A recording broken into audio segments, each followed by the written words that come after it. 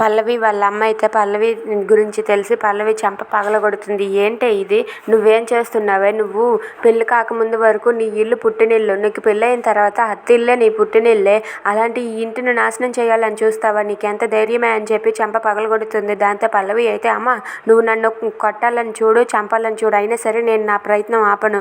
నువ్వు కానీ ఈ విషయాలు ఏవైనా సరే ఇంట్లో ఎవరికైనా చెప్పావనుకో, ఆ తర్వాత నీ కూతురు శవాన్ని చూస్తావు నువ్వు అని చెప్పి పల్లవి అంటుంది. దాంతో వాళ్ళ అమ్మ అయితే ఏంటి నీకేం పిచ్చి పట్టిందే అని చెప్పి అక్కడే కూర్చొని ఏడుస్తూ ఉంటుంది. ఇక పల్లవి ఆ మాట చెప్పేసి అక్కడి నుండి అయితే వెళ్ళిపోతుంది. ఇంతలో ఈ మాటలన్నీ విన్న అవని అయితే ఏడుస్తూ ఉన్న పల్లవి వాళ్ళ అమ్మ దగ్గరకు వచ్చి, పిన్ని నాకు అన్ని విషయాలు తెలుసు పిన్ని అని చెప్పి అంటూ ఉంటుంది. అది విని పల్లవి వాళ్ళ అమ్మ అయితే ఏంటమ్మా ఏం చేస్తాను, నా కూతురు ఇలా తయారైందంటే నాకే చాలా భయంగా ఉందమ్మా అని చెప్పి అంటూ ఉంటుంది. అది కాదు పిన్ని, మీ కూతురు మారాలంటే తల్లిగా నువ్వు ఒక పని చేయాలి, అదేంటో అంటే అని చెప్పి ఆ పని గురించి చెప్తూ ఉంటుంది. అది విని పల్లవి వాళ్ళ అమ్మ అయితే నా కూతురు మారుతుందంటే నేను చేయకుండా ఉంటానా, ఖచ్చితంగా నువ్వు చెప్పిన పని చేస్తానమ్మా అని చెప్పి అంటూ ఉంటుంది.